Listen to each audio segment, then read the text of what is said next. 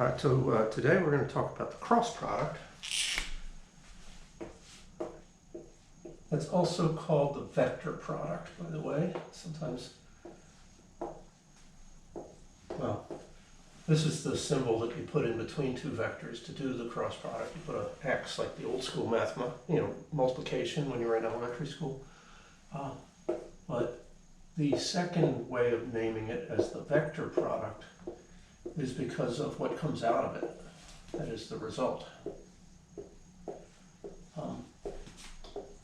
Like the dot product, you take two vectors as input, and so with the dot product, remember, it looked like this. You had a vector u dotted with a vector v, but what comes out of that is a scalar, a real number. With the cross product, just the shape of what's going on is you'll have a vector u crossed with a vector v, and what comes out is a vector.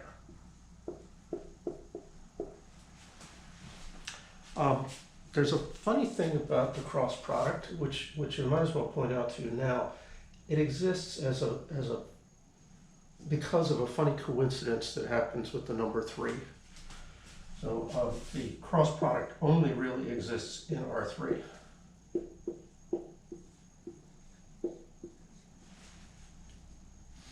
How to say this? I don't know. There's only a thing in the real numbers to the third power. That is the set of vectors that have 3 entries in it, R3.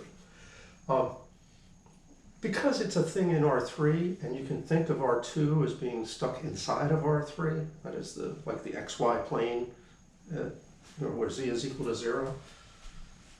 So you also can do a cross product in R2. But you have to do it by taking a two-dimensional vector and adding a 0 to it in one of the locations so that it becomes a 3-dimensional vector that you can work with.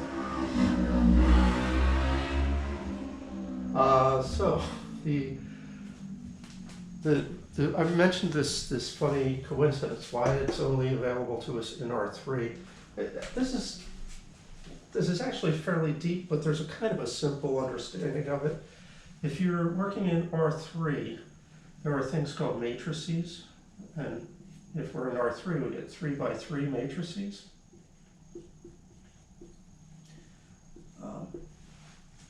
The matrices are exactly the sort of thing we're going to need for today. We're going to be talking about the determinants of matrices, so it's not too weird for me to go on a little side path to talk about matrices. Basically, a 3 by 3 matrix is an array. It's got 3 rows and 3 columns. It would look like this. I guess I'll put letters in the entries.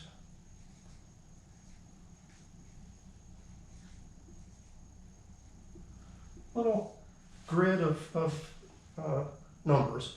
I mean, I put letters in there thinking of those as variables, but a little grid of numbers with 3 rows and 3 columns.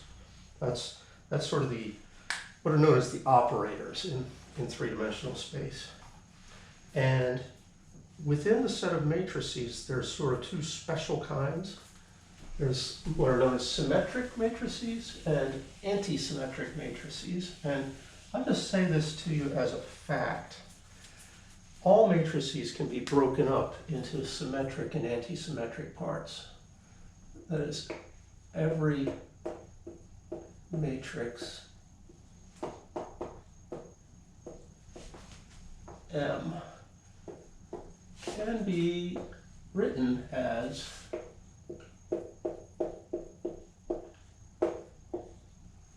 M could be written as S plus A, where, what is that decomposition of M about?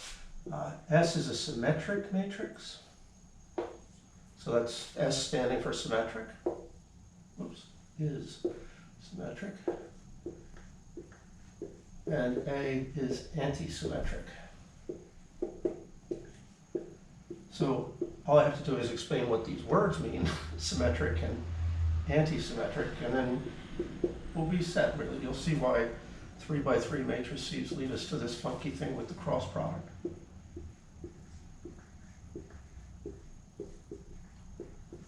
So the symmetry that's involved with matrices is the symmetry across the diagonal of the matrix. So the diagonal is that line that goes from the 1, 1 through the 2, 2 through the 3, 3 position.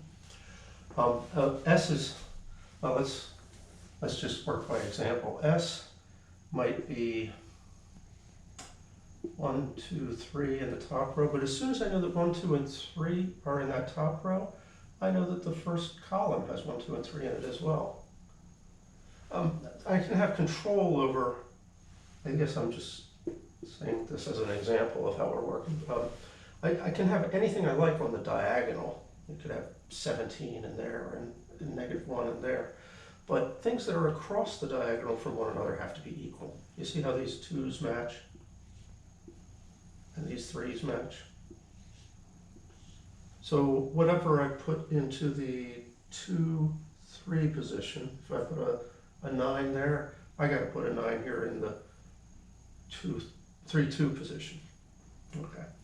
That's roughly what's going on. There's sort of symmetry across the diagonal. It's almost like there's a mirror there on the diagonal and things are reflected across it. Anti-symmetry looks like this. First of all, there can't be anything on the diagonal, which is a little funky. So you'll have, well, I guess I shouldn't say you can't have anything. You must have 0 on the diagonal. 0, 0, and 0 are on the diagonal entries. And whatever you put on one side of the diagonal, you have to put the negative of that on the other side. So I might have a 3 here, I'd have a -3 up there. And a 1 there, then I'd have a -1 there. So this is a symmetric matrix, that's an anti-symmetric matrix. I'm just giving you the sense of what that means by example, I'm not trying to fully define it. If you take linear algebra, you get to see that. But what you should notice is how many free variables are there in a general anti-symmetric matrix. If I wanted to say this in general, well, it's got 0's down the diagonal. Whoops, that's a 0, not an A. It might have a little a there, but it'll have the negative of little a here. It might have b here, then it's going to have the negative of b there. And usually people write c there, and so negative c up here. So in other words, there's just 3 numbers really to describe an anti-symmetric matrix.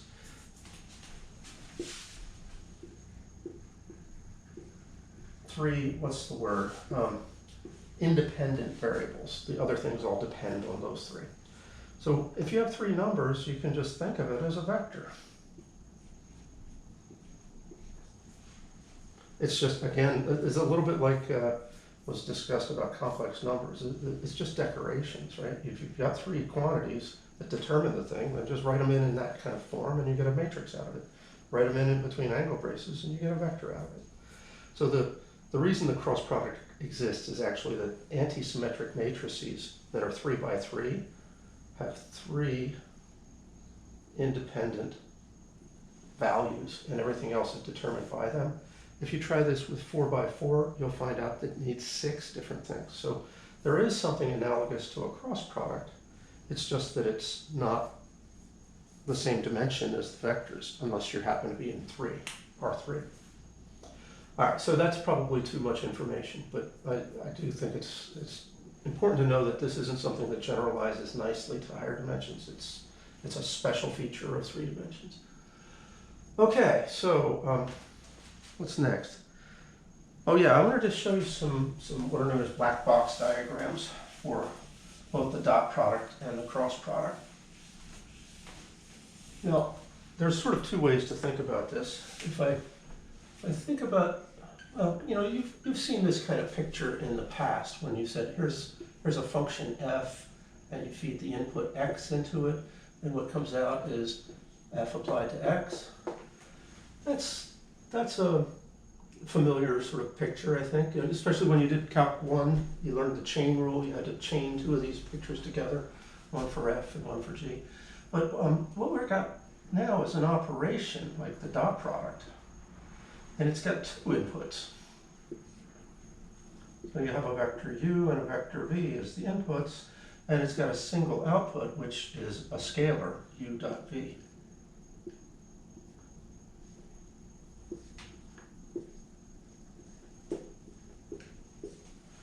But a sort of a more honest way to draw this is the following.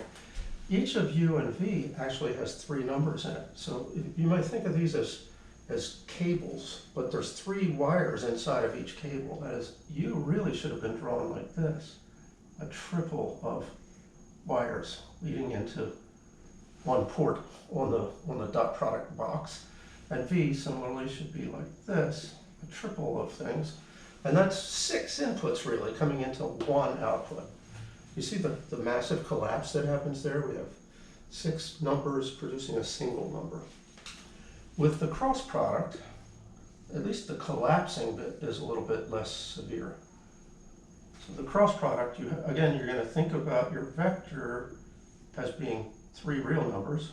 So 3 wires lead into where u is. Another 3 wires lead into the port where you accept v. And the output, well, it's not a single number anymore. It's in fact a triple of numbers. So this is a complicated black box. It's got 6 input lines and it's got 3 output lines. And we just group them together to think about that. 3 wires together is like a vector. So this triple of wires has the components of u cross v in it. All right, so that's one way to visualize these things, although I'm not sure if it's the best, because there's other visualizations we're going to do in terms of the geometry of 3-space. Let's get to the definition. What actually is this thing I've been trying to talk around here?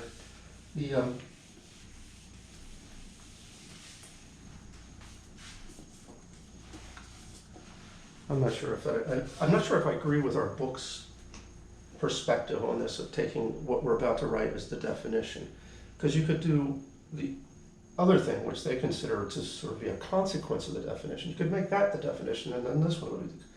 They're all the same, so I guess I'll live with it. Here's what they say in the book. There's a bunch of properties that the cross product will satisfy. So one of them is just that it's perpendicular to everything else. U cross v is, I'm going to write that symbol for perpendicular because I don't want to write out the word perpendicular, it's long. It's perp to both u and v.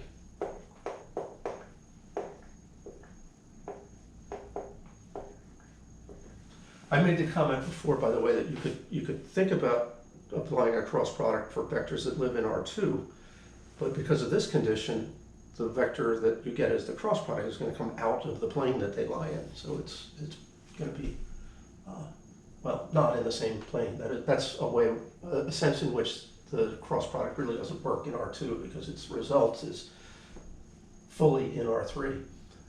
Anyway, you're going to have perpendicularity to both of them.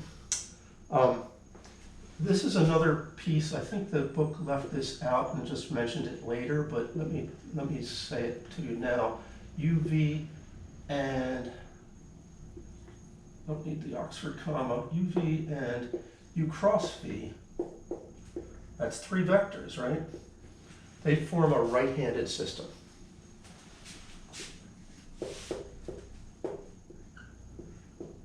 Now, typically U and V are not going to be perpendicular, so this would mean like 2 vectors that are at some angle to one another, and the third vector is their perp and the cross product. And anyway, if you do the little thing with your fingers curling from U to V, your thumb will be pointing in the direction of U cross V, presuming you do that with your right hand.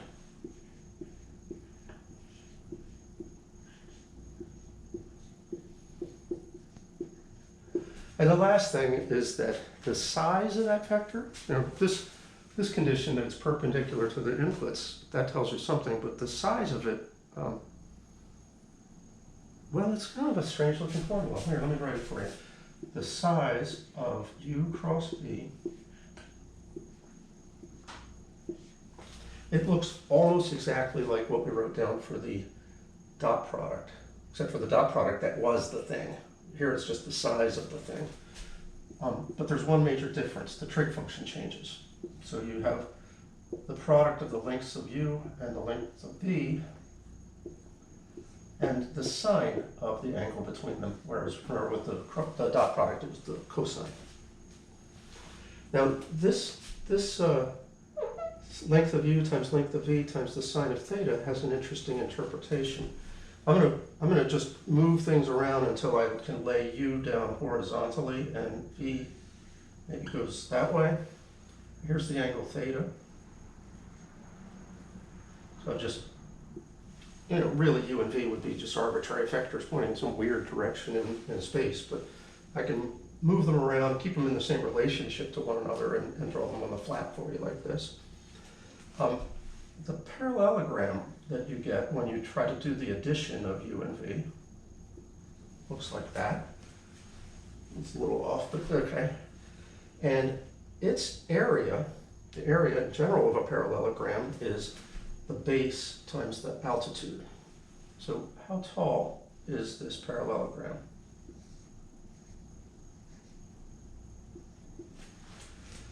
Well, you can answer that question pretty quickly by dropping a vertical line like this. And of course that's going to, since it was vertical, it makes a 90-degree angle there. And you see we've created a little right triangle with theta as one of the angles.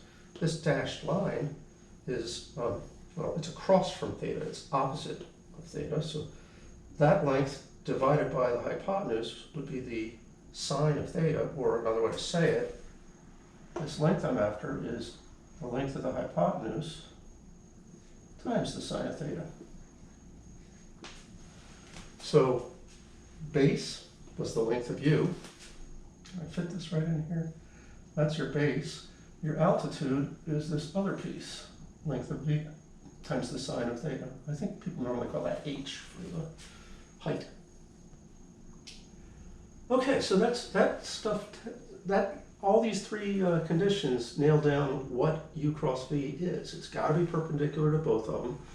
Of the two choices for which way it might go perpendicular to them, you make the one that creates a right-handed system, and then you make the vector this long. Let's talk about how you actually compute the thing, because you're not going to go around with vectors and try to measure stuff. So using this definition to actually compute would be difficult. So how do we indeed actually compute? It comes down to a matrix again.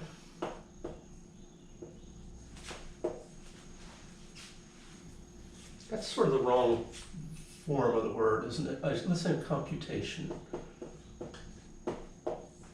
Computation. So there are two approaches. One approach, which I don't like, but some people like it, so if you're a fan of this, go for it, is you use what the result of the cross product is for unit vectors.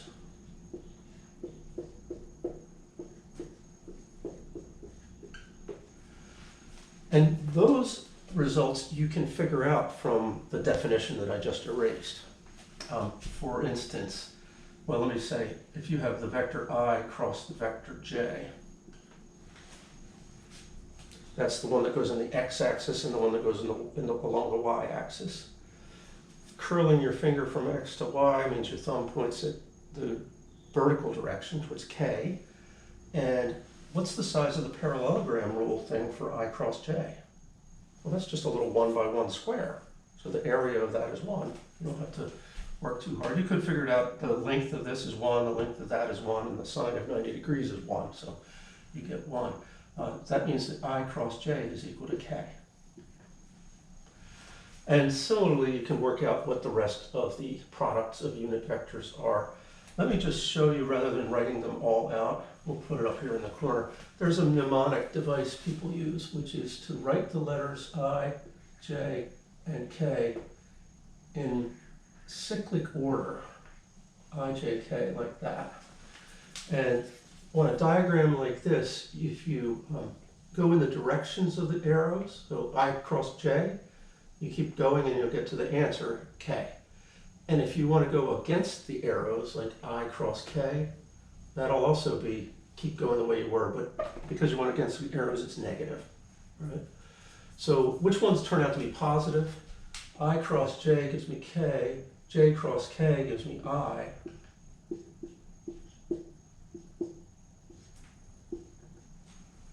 Oh, always forgetting my vector hats. And finally, k cross I will give me j.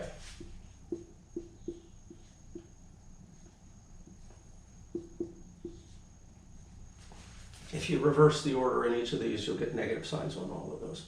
So there's 6 different ways to use the unit vectors to get other unit vectors. And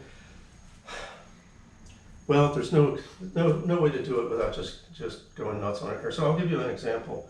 I might take the vector, say 1, 2, 3.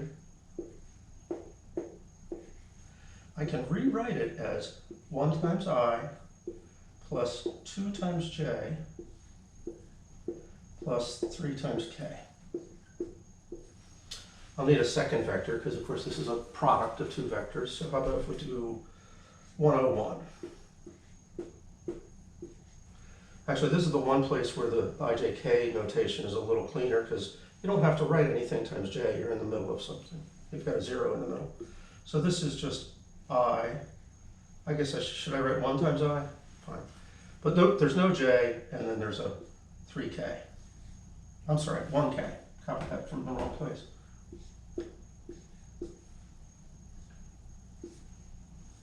And I don't need that.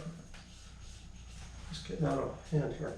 So suppose I wanted to do 101 cross 1, 2, 3. Well, I'd write I plus k times, let's say cross because I really should use the right symbols there. What was the other thing? I plus 2j plus 2j plus 3k. And you treat this just like you do when it's polynomials. Here we have a sort of a binomial times a trinomial. The only thing that really is seriously different is with polynomials you can change the order around, but because of the nature of this thing and its anti-commutative properties, you got to really watch that you keep the order straight. So let me see if I can fit the computation in just here on the right-hand side of the board. We want I times all of these and then plus k times all of these. So it'll be I cross I, that's this one times the first one, plus I cross 2j plus I cross 3k.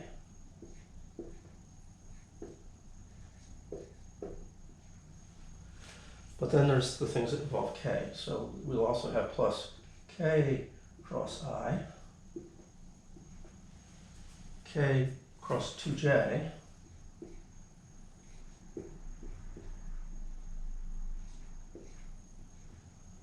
and finally k cross 3k.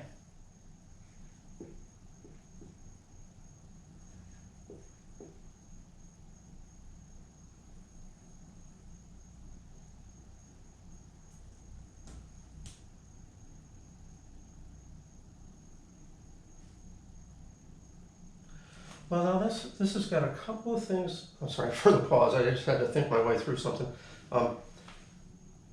K cross K. What's that going to be?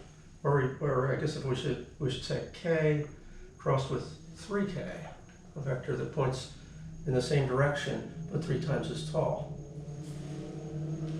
Well, how big is the parallelogram? 0. Or I mean, I guess it's a tall, skinny parallelogram, but its area is 0, so that part's gone. Similar thing happens with I cross I, that's 0. Are there any J cross J's to deal with? Not because I didn't have a J in that one. So certain terms go away, and other things need to be reinterpreted. This has got a 2 and an I cross J. Maybe if I throw the sub-results of this in a different color, it will help. I cross J is K, so that's really a 2K. I cross K, that's negative J, so this is minus 3J. k cross I, that is in the right direction, so this gives me j. And k cross twice j, kj, that's the wrong way around the circle, so that's minus 2I. And now just combine like terms if there are any. I think the only thing I see is minus 2I. These two combine, minus 3 plus 1, that's minus 2j.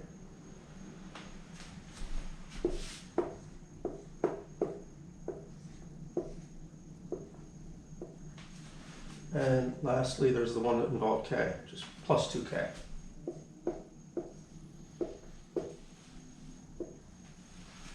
So that's a way to do it. I'm not a fan of this. There's a more straightforward computation that we can do, and it takes up less work. But again, some people like it, and if you're one of them, you know, feel free to do your cross products the way you want to do your cross products. Let me show you what I do think is sort of a favored way of doing it, which is to form a determinant.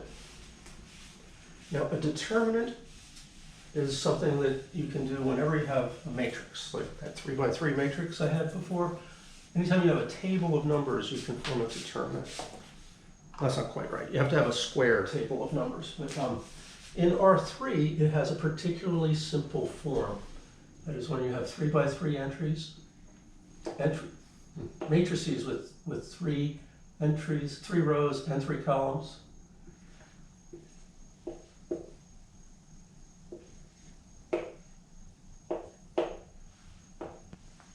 And what that simple form looks like this. You take the things in the top row and you expand out them. It's called expanding the determinant by doing this little diagram. You just loop your way through an X there. And that picture right there is supposed to say you take A times EI minus FH. That is, you multiply this way and you multiply it that way, but going down, you have a plus sign with it, and going the other down, back down, you got a minus sign with it. But you know, that's, I literally just think about it as a little loop through there. EI times minus FH, and I can write that down. That works great for the first one, and it actually works okay for the last one, but it doesn't work so well for the middle one.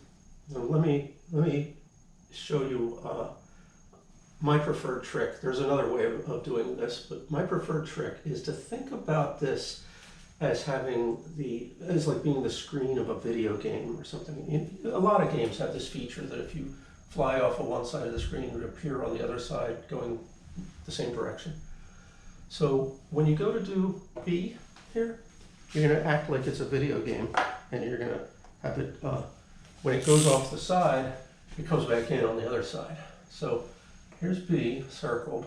The little X that I'm doing there goes off the screen, over to here, off the screen again, back to there. Get the idea? So, you know, that looks weird because it's disjointed, but when you're actually doing it, you go F to G minus D to I. And it's not bad. So what are the part of the determinant I just say would be? It would be B times FG minus DI. And the last one, the C, or the things expanded in terms of C, is C times, we want the X that goes across the stuff that's not in the column that C is in. So it's like that. C times, let's see it again, DH minus EG. Now, I'm sure this seems weird and kind of hard to follow at first, but trust me, after you do about 6 of these, it becomes second nature. You just X this. It's really, most people draw it as a little X. I kind of like to think about it as a single thing, so I like to well, actually, you know, a lot of times when people are grading stuff, don't they write X like that? So it's fine. Anyway, you need to add up all of these things to form a determinant. So it's that plus that plus that. That's generally how you can do a determinant in R3, but you really don't care about that so much as the particular case we're going to do, which is how you compute the cross product. So the cross product of U cross V is a determinant. Oh, I'm sorry, I left out a little feature of a determinant. The way you indicate that you're going to do a determinant is to not have the square braces around your thing, but rather to put absolute value bars around your array. Ordinarily, you have square braces around an array. That's just saying what the matrix is. But when you replace those with absolute values, you're in a way telling the determinant is sort of this. It's a way of thinking about the size of the matrix, a single number that tells you how big the matrix is. So U cross V is going to be this determinant. Let me just write it all out for you. You put the vector symbols I, J, and K in the top. So this involves what's known as an abuse of notation, because those should be real numbers, but they're not. They're the vector symbols. And then you put the components of U, the first vector, in the second row. And you put the components of V in the third row, or the last row. And then you take determinant. All right. So let me go ahead and say what this determinant would be. We'd have I times that x with U2 V3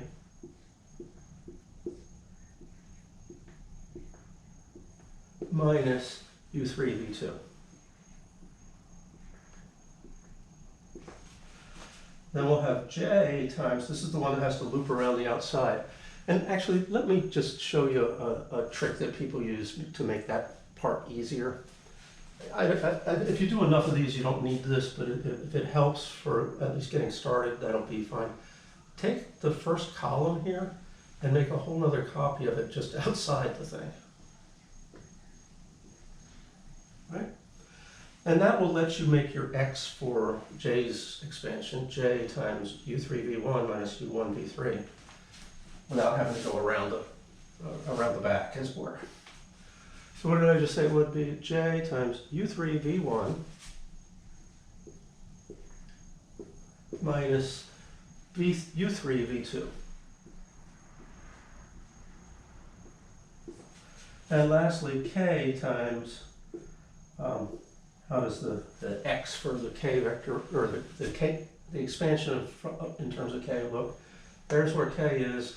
The columns that K is not in are these two, and you get U1 V2 minus U2 V1. Wait, what did I just say? U1 V2 minus, this way, U2 V1. And you can put all of those together into a vector with the angle braces. It's a little ugly to have to, I think I don't want to, because I'm going to have to write all those things with the subscripts again, and I'll probably just mess it up. But, you know, that's the x coordinate, that's the y coordinate, and that's the z coordinate. You just could write them into angle braces just as well. Let's do one quick example of that, and then I'll break the video. I mean, because what I've done so far was doing an example with letters in it, letters and subscripts. Let's do it for some actual vectors.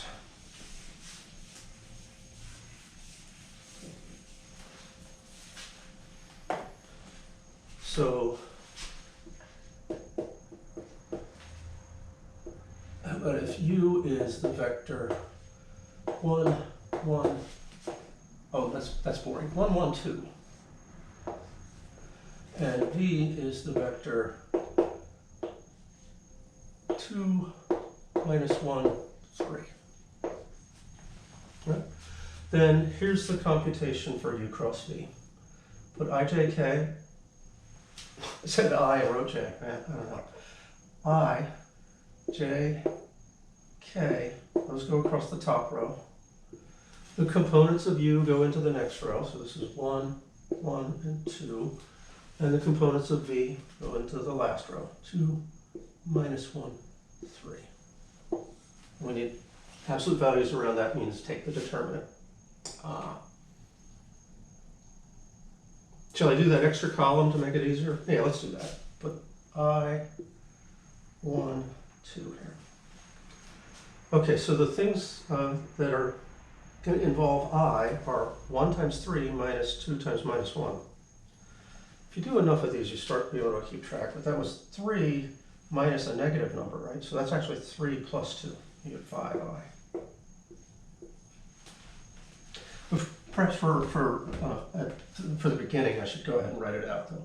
It's I times 1 times 3 minus 2 times minus 1.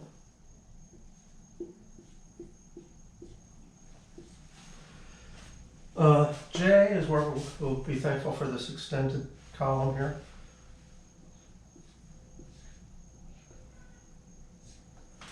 That's 2 times 2 minus 1 times 3. And K this guy is 1 times minus 1 minus 1 times 2.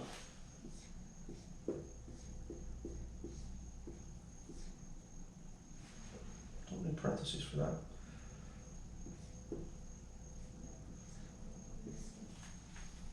So if you actually work out what those are, you can write it out. In fact, if you do enough of these, you start being able to do the following. Just fill in the angle braces as you go. The little x that you get when you're expanding around I is 3 minus negative 2. So that's 5. When you're expanding around J, you get 4 minus 3. That's what that is, 4 minus 3. So that's 1 for J. And for K, it's minus 1 minus 2. Minus 1 minus 2, that's minus 3. So you really can get to the point where you, after you practice a few of these, that you just do it in your head and you end up writing the IJK things right into your vector and angle brace notation. All right, so one of the kind of cooler applications of this business of the cross product is computations of torque. So this is a fairly small lag bolt that I've just stuck into the surface of my little work table here. And if you haven't played with one of these before, it's called a socket wrench. It has a 12-pointed star inside of there, so you can get the thing to go onto the head in a bunch of different locations. Right, so, but it actually has another nice feature, which is that one way it ratchets and the other way it pulls. And you change that by this lever on the back, or this switch on the back that lets you switch between. Let's see, this would be for loosening. And I turn it the other way, and that's for tightening. So I can tighten this bolt, move it farther into the table right now. Actually, it goes really easy because it's a fairly long wrench I've got here. But I want to show you how that turns into a computation with a cross product. So we're going to take a little fancy vector that I've created here and place it so that it goes from the center of rotation out to where we're going to apply force on our wrench. Does it matter where I am? Matters a little bit. Let me push it over here like that. Okay. And then I'm going to apply the force with my finger. So let's see if I can get this red arrow, my force vector, to be attached to my finger more or less. Okay. And what I'm going to do is apply the force right through the tip of the green vector, the green position vector. And when I do this, as I move around, I have to keep moving which way the red vector is pointing. You notice the green vector is continuing to point. I get a pair of vectors, right, that are orthogonal to each other. Their cross product goes this way, does it? Well, let's actually see. It was the red one. Sorry, it's the green one crossed with the red one. I have to bring this guy, I can't quite put it there, but I have to bring the red one and the green one so their tails are together. And then it was, now I've got a problem because my right hand is what this thing is taped to. Dang. Let's just keep the vector there. My right hand computation is from the radial vector, that's what this green one is called, the one that determines how far from the axis were we applying the force. Remember, the force was being applied out here. So from the green vector to the red vector, we curl our fingers, and the result goes in the direction of our thumb. That means this would be the cross product vector. And that's the torque. And in fact, that torque points at what happens to the bolt, because bolts almost universally have right-handed threads. So if you work out what this torque is, it will show you by going into the surface if you're tightening, and if you apply the force in the other direction, you'll get a cross product that looks like that, and then it will be loosening.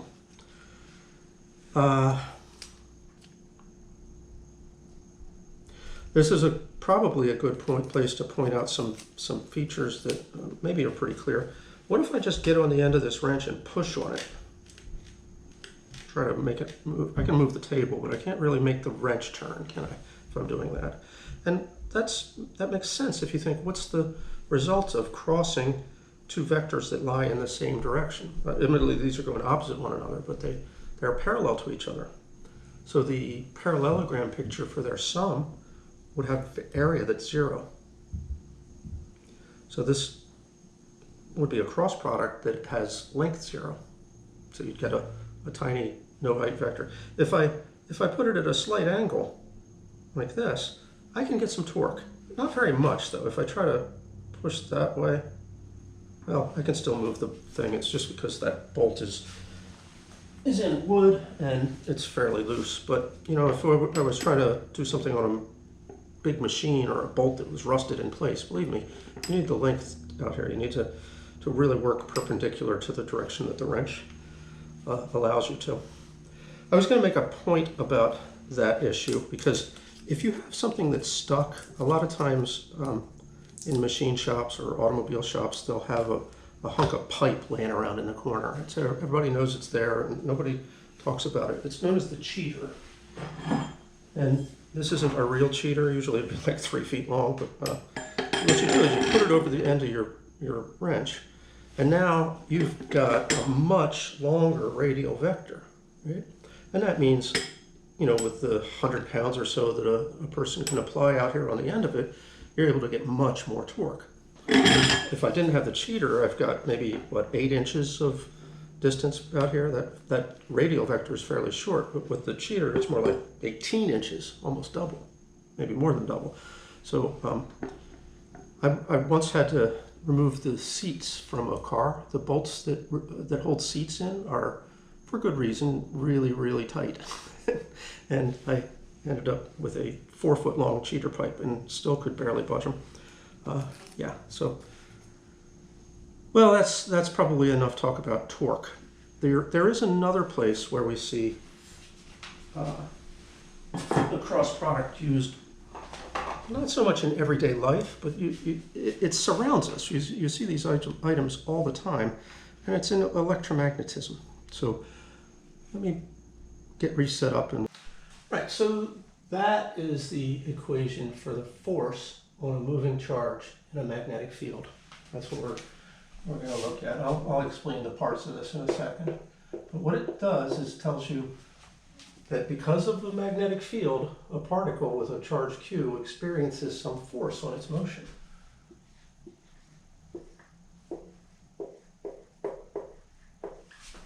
And if we didn't have this effect, anything that involves a motor wouldn't work. Or, for instance, generators work sort of in reverse of that. But you can create a changing magnetic field and make it create motion in the charges. In other words, push electrons down a wire so they go to your house and make things work for you. So that's the force on a moving charge due to a magnetic field. I'm going to say both of those. If you don't have a magnetic field around, there is no force on the moving electrical charge.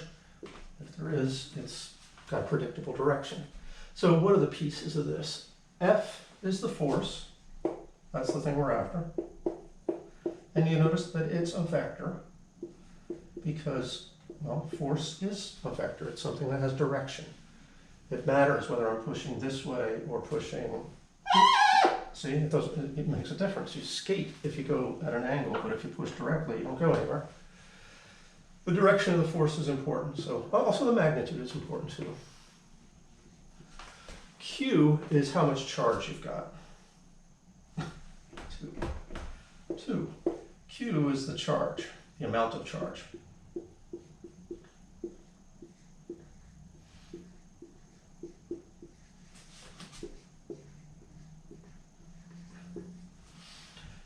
People tend to, well, depending on where you are, you use different units for these things. Q is usually in the metric system is coulombs, which I believe is somebody's name.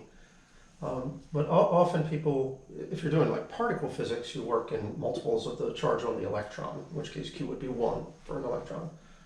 Actually, sorry, an electron would be -1. For a proton, it would be 1. And for like a helium nucleus, or also known as an alpha particle, it would be 2. But they're usually integer multiples of that one number. What else? V. V is the velocity vector of the particle. That is, it's the thing that describes how is the charged particle moving.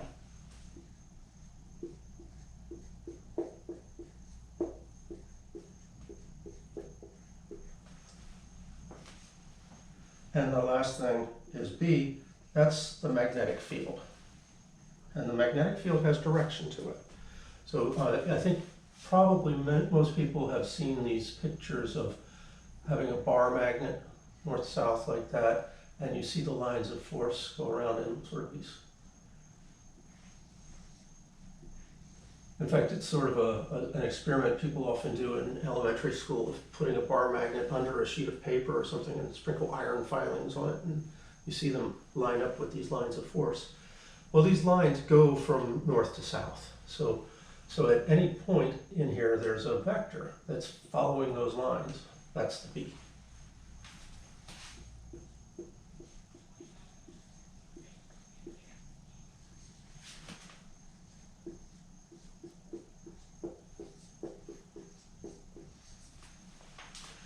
So I'm gonna illustrate this with the case where the charge is actually moving in a wire. So we'll know that the velocity vector is going along the length of the wire.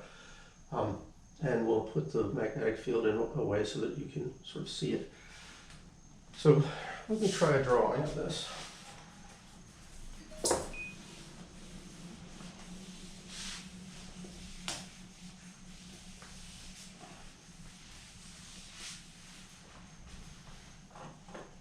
A nice way to set this up is to actually use 2 big bar magnets. So north on that one, south here, and then the opposite, or the same arrangement, so that north is on the top and south is on the bottom. And this makes the lines of force that come out of a north pole, ordinarily they come around and loop back to the other side's south pole, but the other side of the same magnet, but with something like this, you can get them to kind of go straight across.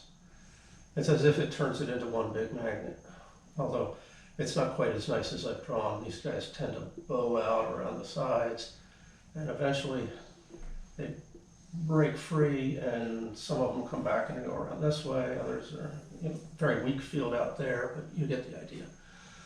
So without that extra stuff, I just made my picture ugly. Let me take that away. You can more or less think about the magnetic field between the 2 magnets is concentrated, and they're parallel for the most part. So those are B vectors. If I put a wire going across this, and furthermore I apply some jumper cables or something to that wire, so we'll hook it up to a battery. Just dangle these wires around. Here's a battery. That's the bulk on the plus side. So electrons go flowing through the wire now. So which way should they go? Actually, it turns out they go the opposite way most people think. They go from, somebody messed up the convention on what the charge of the electron is back in the past, and they thought it was positive, and now we know it's negative anyway. Let's imagine electrons are flowing down the wire that way. So our velocity vector is this way with my right hand's fingers. The magnetic field is vertical, so I have to turn my hand over so that I can curl towards B. Which way is the force coming? Well, it's coming right towards your eyes right now, but my thumb is pointing outward, so you get this an outward pointing force vector. Some people draw like that, like it's the point of the arrow coming towards you. If it was the other way around, if we switched these leads and the wires and the electrons were going this way, then I would have curl that way, turn my hand so I curl towards the thing. Now my thumb is going to the center. With that direction on the velocity field, you'd have an arrow that looks like that. And this one is supposed to be the point of the arrow coming towards you. This is supposed to be the feathers on the back. That's kind of a nice convention to use when you have arrows that are coming straight away or towards you. All right, so what is the usefulness of this? That's what makes motors work. They set up in a magnetic field. Usually it's not quite this simplified. There's a whole lot of wires going around this thing. There's a coil worth of wires that are wound on the armature of the motor, and they set it in a magnetic field. And usually it's not permanent magnets like this. It's also a field that's created by magnets, or excuse me, by coils. You use electrical coils to create a magnetic field. And of course, and there's many variants of motors, but the basic principle down at the root that makes them all work is a moving charge experiences a force applied to it, perpendicular to both its direction, the force was moving this way, and the direction of the magnetic field. So it's either into or out of the board in this case. Another place that you get to see this phenomenon, which, well, you rarely get to see it in real life, but I'll describe it for you anyway. It's a thing that is now less prominent in nuclear physics. I don't see them very often in practice, but it's an item called a cloud chamber. And a cloud chamber can work using a variety of working fluids, but the original ones just had very moist air, like super humid, moist air in a chamber, all in the dark. And you have the ability to take a camera, so gosh guys, before cell phones and instant digital cameras, they had to actually have, film that was exposed to light to make it a picture. They would have these cloud chambers, you would open a shutter, expose the film to what was going on inside of it, close the shutter, go develop the film, and hope that you got something interesting. But what happens in a cloud chamber is this. There's humid, cold air inside.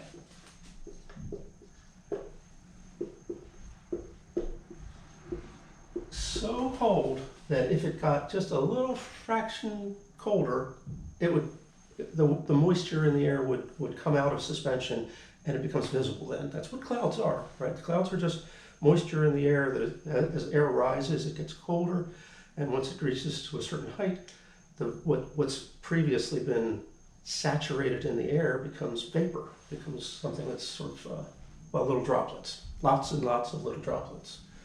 So humid, cold air inside a chamber with a magnetic field across it.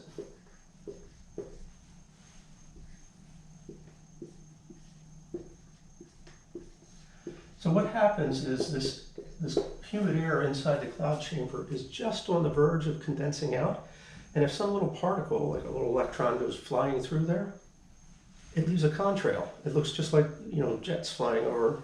And in fact, jets are doing the same thing in our atmosphere. That's what contrails are. Condensation trails are not like some mystery gas that the jets are letting go. It's just the air around the jet is close to the point where it would condense out and make a cloud, and as the jet passes through, it disturbs things a little bit. It's enough to set it over the edge, and you get that condensation. So, forgot to write the word field. So when you have a successful exposure of film in a cloud chamber, you'll see pictures sort of like this, or possibly like this. And these kind of images would tell you two things about it. One is that this must have been a very light particle because the force applied on it is just proportional to its charge.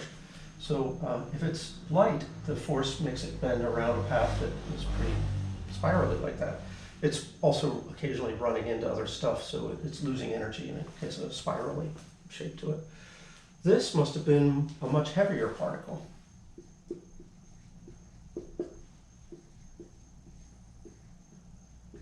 If you got a particle that goes straight through without doing anything, what does that tell you? It's not that it's like super heavy, it's that it's got no charge.